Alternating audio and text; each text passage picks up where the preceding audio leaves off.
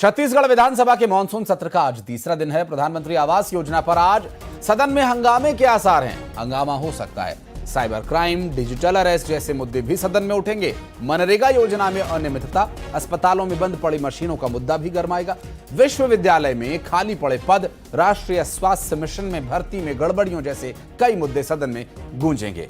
ध्यान आकर्षण में कृषि उपकरण का वितरण किए जाने की गड़बड़ी का मुद्दा भी और उद्योग लगने से आम लोगों की परेशानी का मुद्दा भी सदन में पेश किए जाएंगे। 3 विधेयक और 2 विधेयक पर आज चर्चा होनी है। लगभग 4 दिन का ये सेशन जिसमें आज तीसरा दिन है और ऐसे में इस पूरे सदन की कार्यवाही के दौरान उम्मीद ये हम करते हैं कि हंगामे के बजाय जनता से जुड़े उनके हितों के मुद्दों पर चर्चा हो, उन्हें पारित किया जाए और विकासोन्मुखी होने का परिचय सदस्यों के द्वारा दिया जाए। बजाय हंगामा करने के, बजाय हो हल्ला मचाने के, मुद्दों पर बात हो, निर्णय लिए जाएं और वो निर्णय जनता के हित में होने चाहिए। बहरहाल साइबर क्राइम जो कि गंभीर समस्या बन चुकी है, इसको लेकर किस तरह से रास्ता निकाला जाए, इससे लोगों को बचाने के लिए इस पर भी कार्रवाई होनी चाहिए।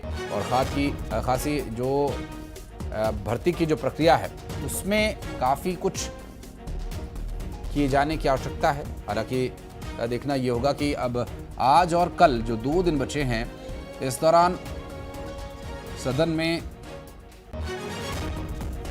इन मुद्दों को विचार में ला करके जनता के हितों के लिए क्या कुछ प्रयास किया जाता है। फिलहाल साइबर क्राइम जैसा जो गंभीर मुद्दा है, भर्ती और मनरेगा में अनियमितताओं के जो प्रमुख विषय हैं, रिक्त पदों को भरना, एमएचएम की भर्ती की मंजूरी, ये सभी ऐसे विषय हैं जिन पर चर्चा की आवश्यकता है। लेकिन चर्चा के दौरान ये चर्चा तक ही सीमित रहे, हंगामे की वजह न बने, इसके लिए भी सदन में मौजूद सदस्यों को ध्यान रखने की आवश्यकता है।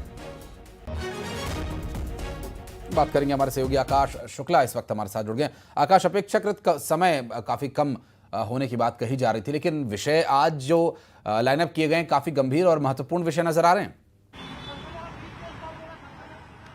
जी बिल्कुल, आज विधानसभा सत्र का तीसरा दिन है और लगातार जिस तरीके से सवाल लग रहे हैं, बड़े बड़े मुद्दे उठ रहे हैं, चाहे प्रधानमंत्री आवास की बात हो, जैसे कल आपने देखा मुद्दा गरमाया हुआ था अवैध घुसपैठियों का, जिस तरीके से बांग्लादेशी रोहिंग्या पर सरकार कार्रवाई कर रही है, वार पलटवार देखने को विधानसभा सत्र में मिला। इसके साथ ही जो है नल जल योजना पर बात हुई, लेकिन आज जो बात होने वाली है वो प्रधानमंत्री आवास को लेकर बात होने वाली है। इसे लेकर विपक्ष मुद्दा बना सकता है। इसके साथ ही साइबर क्राइम, डिजिटल अरेस्ट जैसे मुद्दे होने वाले, कृषि उपकरणों में जो अनियमितता हुई है खरीदी में, उसको लेकर बात हो सकती है। स्वास्थ्य को लेकर अगर बात करें तो कई सवाल लगे हुए हैं, जिसमें दवाओं की गुणवत्ता पर बात हो सकती है। वहीं जो उपकरण खरीदी हुई है उसमें अनियमितता, सीजीएमएससी एक बड़ा मुद्दा बन सकता है। इसके साथ ही कई सारे मुद्दे हैं जो प्रश्नकाल के दौरान उठ सकते हैं। इसके साथ ही 3 विधेयक आज सत्र में पेश होंगे, जिसमें 2 विधेयकों पर जो चर्चा होगी। तो इस तरीके से शेड्यूल बिजी है। बड़ा भले सत्र छोटा लग रहा है, लेकिन विषय की गंभीरता को देखते हुए लगातार ये कहा जा सकता है कि सारे मुद्दे जो है वो उठे हुए, 1000 प्रश्न करीब लगे हुए विधानसभा में इस 5 दिनों में। ऐसे में विपक्ष इसमें मुखर आ रहा है, लगातार जो है घेरने की कोशिश कर रहा है। वहीं सरकार भी इस पर जवाब देती दिख रही है। कई मामलों में कार्रवाई भी लगातार हो रही है। जी बिल्कुल, और देखना होगा कि आज का जो सदन का समय है वो क्या जनता के हितों की ओर जाता है या फिर बहस और हंगामे में व्यर्थ हो जाता है। बहुत शुक्रिया आपका इस पूरे मामले पर जानकारी देने के लिए आकाश। और बढ़ते आगे, विधानसभा में विधायक अजय चंद्राकर ने बीते रोज बांग्लादेशी रोहिंग्याओं के घुसपैठियों का मुद्दा उठाया था। चंद्राकर ने कहा, राज्य में कई जिलों में घुसपैठिए रह रहे हैं, अवैध दस्तावेज बनवाकर सरकारी योजनाओं का लाभ ले रहे हैं। सरकारी तंत्र भी घुसपैठियों की मदद कर रहा है। इस पर डिप्टी सीएम विजय शर्मा ने कहा कि राज्य में स्पेशल टास्क फोर्स का भी गठन किया गया, घुसपैठियों को डिपोर्ट किया जा रहा है।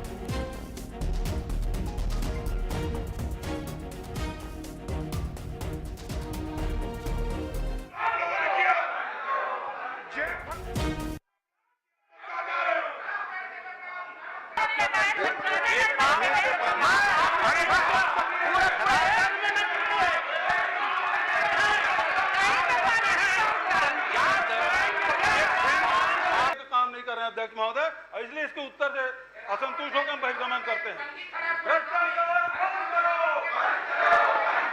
जेब भरने का काम तो आप लोगों ने किया, जेब भरने का काम तो आप लोगों ने किया, तो कहा जा रहे हो।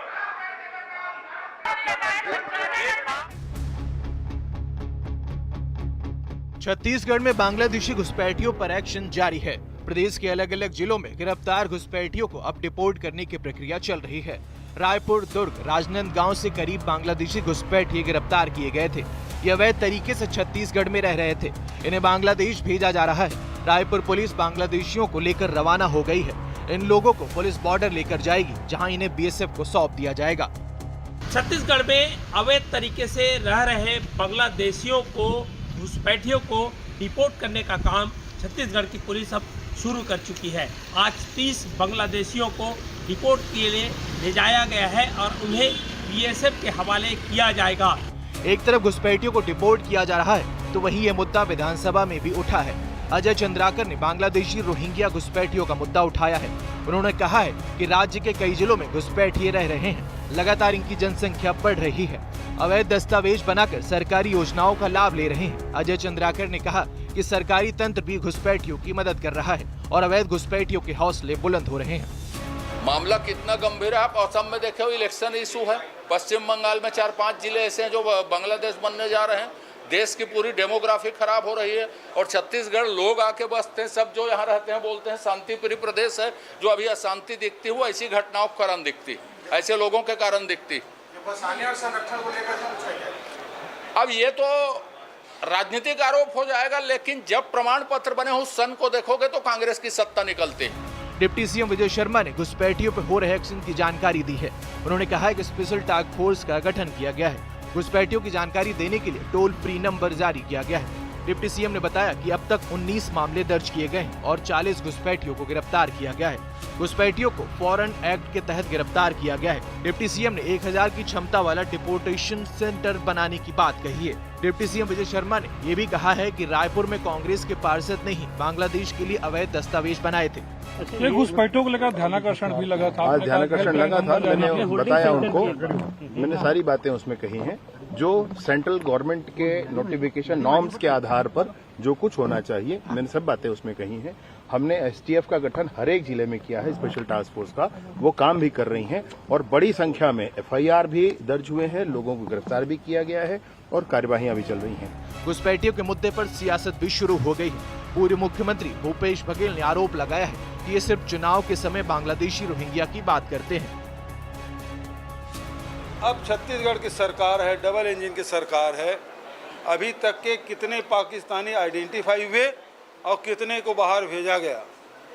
ये चुनाव के समय तो उन्होंने कहा था यहाँ रोहिंग्या है, बांग्लादेशी है, पाकिस्तानी है, हम सबको बाहर करेंगे। मैं पिछले समय 2 बार हो गया लगातार प्रश्न करते, वो उत्तर में निरंक आ रहा था। तो ये केवल चुनाव के समय ये घुसपैठिया और पाकिस्तानी, बांग्लादेशी, रोहिंग्या की बात करते हैं। हाँ, सरकार के पास कोई काम नहीं है और सिर्फ राजनीतिक मुद्दों से ध्यान भटकाने के लिए अगर इस तरह के कार्रवाई करे तो अलग बात है। इस सियासत के बीच घुसपैठियों पर कार्रवाई जारी है। घुसपैठियों की गिरफ्तारी के बाद अब इन्हें डिपोर्ट करने की प्रक्रिया भी शुरू हो गई है। आकाश शुक्ला, न्यूज़ 18, रायपुर। और बीजेपी ने बांग्लादेशी घुसपैठियों के जरिए कांग्रेस पर निशाना साधा।